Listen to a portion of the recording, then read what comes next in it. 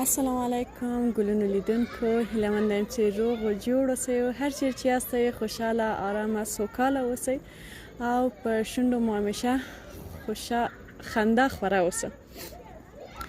نن مې غوښتل چې یو بله ویډیو ته جوړه کړم او یو ښه زیری تاسو ته درکړم خپلو افغانو خویندو ته، په ځانګړې توګه کابل میشتو خویندو ته. زه ډېره زیاته احساساتي یم ځکه چې تقریبا شاید یو څو دقیقې مخکې ما دغه خبر ترلاسه کړ.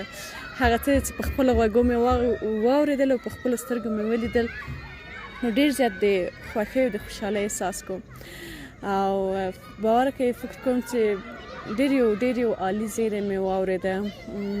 مونږ قرغې ته راغللو، د قرغې سیمې ته، کله چې هماغه عمومي چک پاینټ چې دی چې قرغې لار ته نور را دننه کېږئ، دلته چې راورسېدلو په چک پاینټ کې مونږ ته وویلې چې وروسته له دې نه به هم د شپې هم د ورځې د خوا نه پارکونو ته په ځانګړې توګه فعلا چې مونږ قرغې ته راغلي یو زه نه پوهېږم عمومي پارکونه که یوازې همدا د قرغې سیمه د ښځینه او پر مخ خلاصه ده. ډېر یو ښه زیری دی. شاید ځینو کسانو ته به دا ډېر عادي ښکاره شي، مګر مونږ چې په کابل کې ژوند کوو، یعنې مونږ پوهېدل چې څومره نور نو په کورونو کې ستړي شوي وو او څومره د خفګان احساس مو کوه، څومره یو اضافي استرس ټول لپاره پیدا وه. نو یوازې یو شرط یې درلوده، دوه شرطونه یې درلودل. هغه شرطونه دا چې یو به ښځینه په حجاب کې ګرځي، حجاب به مراعتوي، او بل به په کشتیو کې نه کیني او د کشتیو څخه به استفاده نه کوي. نو زه فکر کوم په ځانګړې توګه د حجاب په برخه کې دا خو هیڅ مشکل نه دی. مونږ الحمدلله مسلمانان یو. ګورئ نن ما یو کمیس ښه اوږد دی، ښه غټ، ښه مناسب اغوستی او ورسره مې په سر چپنه هم اغوستې ده، حجاب مې هم کړی. نه چا د ښاره وویستلم، نه کوم مثلا د خفګان احساس کوم، بلکې افتخار کوم، خوشحاله هم یم، ډېر راحته یم. نو که د یوه حجاب لپاره مثلا مونږ ته دا امکانات برابریږي چې مونږ تفریح ځایونو ته لاړ سو یا هم د چکر ځایونو ته لاړ سو، نو راځئ چې د یوه بې حجابۍ لپاره بیا دغسې بندیزونه په ښځینهو باندې رانولو. په ځانګړې توګه خپلو خویندو نه غواړم په ډېر احترام باندې او په ډېره مینه چې هیله کوم نور نو په ځانګړې توګه چې دغسې تفریح ځایونو ته راځئ حجاب مراعات کړئ. که د ځان لپاره یې نه کوئ نو خیر د نورو لپاره یې مراعات کړئ. باور کې مونږ ته په کور کې ناسته ډېره سخته تمامېږي. دغه څه موده چې مثلا بندیز وه او نه پرېښودو چې مثلا پارکونو ته یا تفریح ځایونو ته ښځینه لاړ شي، باور کې شخصا زه خپله اګر چې وظیفه هم لرم د کوره د باندې هم وځم، ولې ما ته یو اضافي استرس پیدا شوی و. زه مطمئنه یم چې زما په څېر زما څه ډېرو ښځینهو سره زه تګ راتګ کوم، زما فامیلونه، زما دوستان په خپلانو کې چې میلمنې راځي، هر یوې سره چې ما خبرې کړې دي هغوی زما نه تا ډېر دغسې وضعیت یې درلوده. ډېری نجونې چې مکتب ته ځي یا پوهنتونونو کې دي یا هم چې هغوی اوس په کورونو کې ناستې دي، نو دغه تفریح ځایونه حداقل د جمعې په ورځ چې راځي یا د اونۍ په نورو ورځ کې یو اضافي سرګرمي ده او د ذهن د راحته کولو لپاره ډېر ښه ده. نو هیله کوم، زاری کوم ټولو ته، خیر دی چې یعنې ول واقعا هم ځینې وخت بې حجابۍ هم وي. مونږ هر څه په خپلو سترګو لیدل، مونږ او تاسو هم په همدې کابل کې ژوند کوو. نو وروسته له دې نه راځئ چې دغه چانس چې مونږ او تاسو راکړل شوی دی، دغه چانس نه استفاده وکړو. باور کوئ یعنې فکر کوم شاک مې لیدلی او ډېر یعنې راته یو ډول نه پوهېږم څنګه احساس خپل تاسو ته بیان کړم، خو زه غواړم نورو سیمو ته هم لاړه شم او وروسته له هغه ویډیو ته دوام ورکړم او نورې خبرې هم وکړم. تاسو منتظر اوسئ. دوستانو تاسو دلته وینئ چې مونږ د قرغې سیمې ته پارک ته راغلو او دلته هم لکه پخوا په څېر هر چیرې دغسې لوحې وښلي دي چې مثلا باید حجاب مراعات شي. نو بله حجاب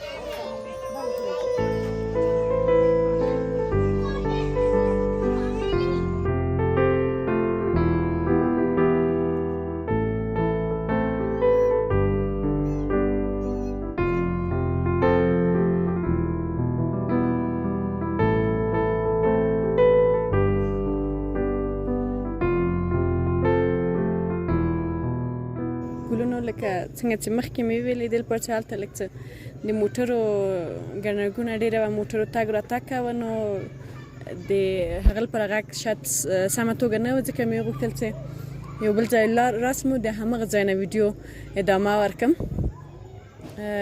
شرط یوازې حجاب دی او په کښتیو کې کېناستل. کښتیو کې خو دا خو ډېره عادي خبر ده. د څومره ورځې مو چې په کور کې تېرې کړلې، پرته له دې نه چې تفریح ځایونو ته لاړ شو، نو ضرور نه چې باید له کښتیو کې کېنو. او حجاب مسله خو فکر نه کوم دومره سخته خبر اوسي په نسبت د دې چې مثلا مونږ د هغو بندیزونو سره مخامخ یو. نو دا خبر باور که مونږ زړه نازړه د کوره راووتلو، قیجان زړه په تنګ ووایي راځه چې لاړ شو یوې خوا ته وګورو، تر قرغې پورې به لاړ شو، که اجازه یې راکړله مخکې به لاړ شو، که نه بېرته به راتاو شو. حرکت هم راوکړ، راغلو دلته کله چې په چک پاینټ کې دا خبره وکړله، زه بیا هم په دې منتظر یم چې شاید وایي چې بېرته لاړ شئ، ځکه چې ښځینه سره په موټر کې ده. ولې دوی دا زیری راکړه او دا خبر راکړه چې وروسته له دې نه هم د شپې له خوا هم د ورځې خوا نه ښځینه هم راتللی شي، صرف حجاب باید وکړي او په کښتیو کې کېنني. نو یعنې ځان سره مې وویلې چې د دې خبر په اورېدو چې ما دومره د خوښۍ احساس وکړ، او زه مطمئنه یم چې تاسې هم خبرېږئ یا راځئ د قرغې سیمې ته یا نورو پارکونو ته، نو تاسې چې دومره د خوښۍ احساس کوئ، کله چې یوه ورځ همداسې واورو چې د افغان نجونو پر مخ د پوهنتونونو، مکتبونو او د وظیفو تړلې دروازې هم پرانیستل شوي دي، نو څومره به هغه وخت د خوښۍ احساس وکړو. واقعا هم د شکر سجده به پر ځای کوو او هیله مند یو. یعنې فکر کوم چې یو روښنایي شته چې وروسته له دې نه چې حداقل اوس تفریحي پارکونه د ښځینهو پر مخ خلاص شوله، نو انشاءالله هغه ورځ به راسي چې دا خبر واورو چې د ښځینهو د نجونو پر مخ باندې د شپږم ټولګي نه پورته ښوونځي هم پرانیستل کېږي او پوهنتونونه هم وځېږي، ځکه چې ډېری نجونو هیلې پوهنتونونو کې د همغه دروازو تر شا قلف شوي دي او بندې پاتې دي.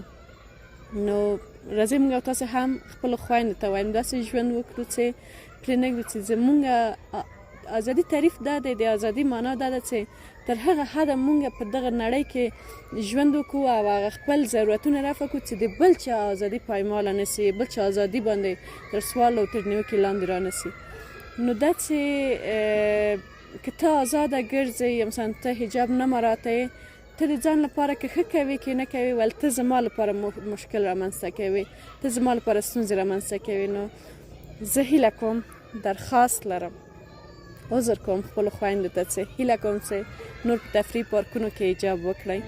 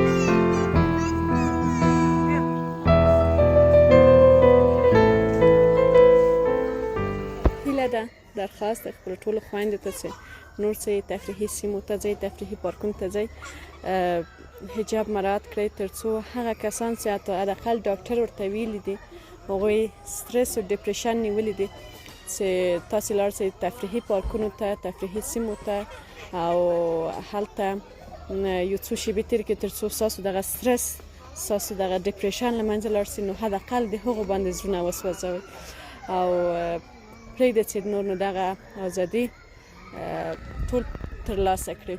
واقعا ډېره سخته ده چې څوک په کور کې اوسي او حداقل چې افغانستان کې دومره ښکلې سیمې دي. تاسو ګورئ چې څو موده مخکې حتی د بند امیر ملي پارک هم د ښځینه پر مخ وتړل شو. نو په کابل کې خو ټول پارکونه تړل شوي وو. نو راځئ چې پرېنږدو چې دغسې یو حالت بیا تکرار شي. زه نه پوهېږم، زه دا اوس د ډېر خوښۍ احساس لرم که څه ډول، خو ډېره زیاته هیجاني یم. ډېر مې زړه ډک دی او زه نه پوهېږم چې څه احساس لرم. که شاید بېرته کور ته راغلی وای داسې یو احساس مې نه درلوده، ولې چې دا ښه خبر مې واورېده. واقعا هیله مې پیدا شوله چې هغه ورځ به راسي چې زموږ د ګلالیو کوچنیو نجونو په مخ به د مکتب دروازې هم پرانیستل سي او زموږ په مخ د پوهنتونو د وظیفوي دروازې هم. نو دغه پارک نه به ښکلې ویډیوګان تاسو ته واخلم او تاسو ته هم دا زیری ده چې د قرغې تفریحي پارک د ښځینه پر مخ پرانیستل شو. نو تاسو هم کولی شئ چې وروسته له دې نه راسئ، خپل کورنۍ سره یو ځای دغه پارک له ښکلو سیمو څخه خوند واخلئ او ښې شېبې مو دغلته تېرې کړئ، خوندورې شېبې، تر څو ذهني آرامتیا او ذهني سکون ترلاسه کړئ.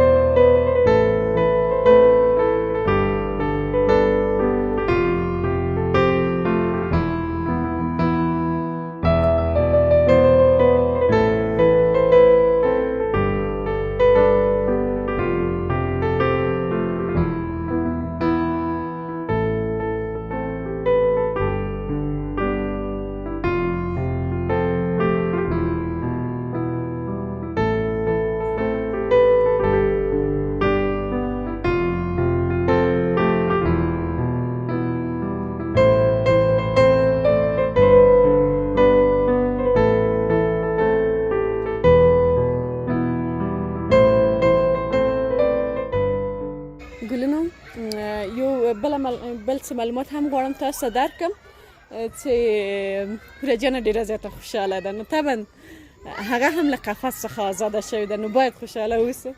هوره جان خوږ نشي. غوښتل مې تاسو یو معلومات درکړم، مخکې به چې موږ تاسو قرغې ته سیمې ته راتللو دلته به د ټکټونو باندې 10 روپۍ لیکل شوي وو، ولې د فی موټر نه به 50 روپۍ اخیستل کېدلې، ولې اوس هماغه 10 روپۍ اخیستل کېږي. موږ چې راغللو 10 روپۍ واخیستلې. او بل اوس چې موږ د ګلستان پارک ته راغلي یو، زه مطمئنه چې په نورو پارکونو کې هم همدومره بدلون راغلی. ګلستان پارک کې به نور کله به فی نفر 100 افغانۍ وه، کله به چې موټر دننه کېده یا به څوک پلي راتلل، او د هر نفر نه به 100 افغانۍ اخیستلې ټکټ، ولې اوس هغه 50 افغانۍ شوی دی. یعنې دا هم هغه ښه معلوماتونه دي، ښه خبرې دي چې وروسته له دې نه کولی شو چې یعنې په کم قیمت سره راسو دغه پارکونو ته، ځکه چې بیې کمې شوي دي او خپل فامیل راولو چکر ته او دغه ښکلې سیمې څخه خوند واخلو. زه مطمئنه یم چې په نورو پارکونو کې به هم دغسې ورته بدلونونه راغلي اوس په ټکټونو کې، ځکه چې یو څه راځي عمومي راځي. زه به خبرې کوم، خو یو ځل به هوره جان دغه ځای راکته کړو، ځکه چې خطر ورته اسانه ول چې اوس بېرته راکته کېږي. چا ولې آفرین. نو اوس بېرته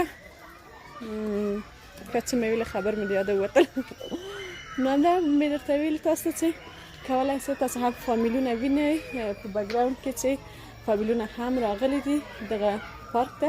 هغه څوک چې خبر شوي دي نو دا نن حرکت کړی او راغلی. فکر کوم نن دغه خبره ویل شوې ده او نن د تفریحي سیمې او پارکونه د ښځینه‌و پر مخ خلاص شوي دي. د همغه لپاره په دغه پارکونو یا میله ځایونو کې هم دومره تیاری نه ده نیول شوی.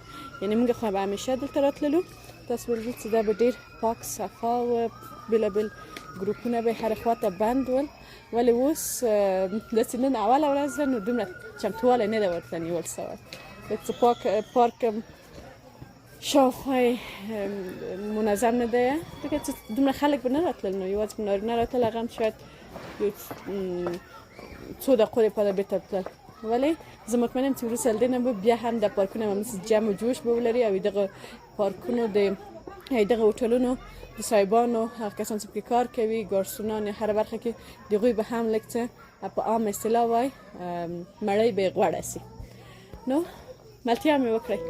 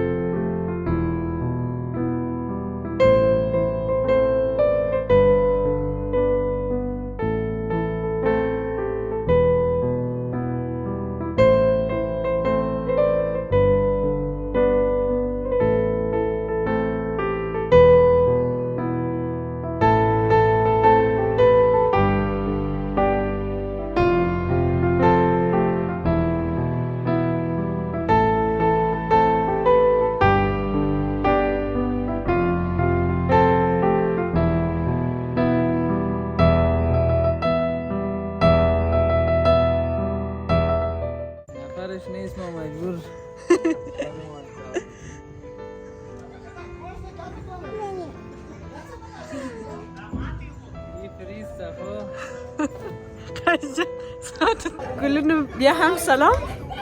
نن د پارک دغه دې ته خدای څه شی وایي زه نه پوهېږم، دا فري دی. فري په دې معنی چې باید خپله یو شخص تاو کړي. نو قیجان ته یو نوې وظیفه مبارک، ما او رجانه پکې ناست یو او قیجان مجبور دی چې هغه تاو کړي.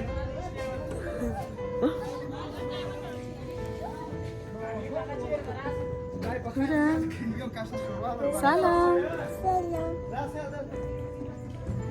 ګلونو مونږ بیرته د کور خوا ته حرکت وکړ او دا د ماشاءالله په لاره کې نری باران هم شروع وکړ، یعنې د الله پاک رحمت هم وریږي او زه مطمئنه یم چې په دې ښه خبر حتما الله پاک هم خوشحاله سه چې دغسې خپل رحمت بیرته په افغانانو په ځانګړې توګه په کابل میشتو باندې راووروه. نو انشاءالله چې دا خبر همداسې دوام ولري. الله پامان، ښه وختونه.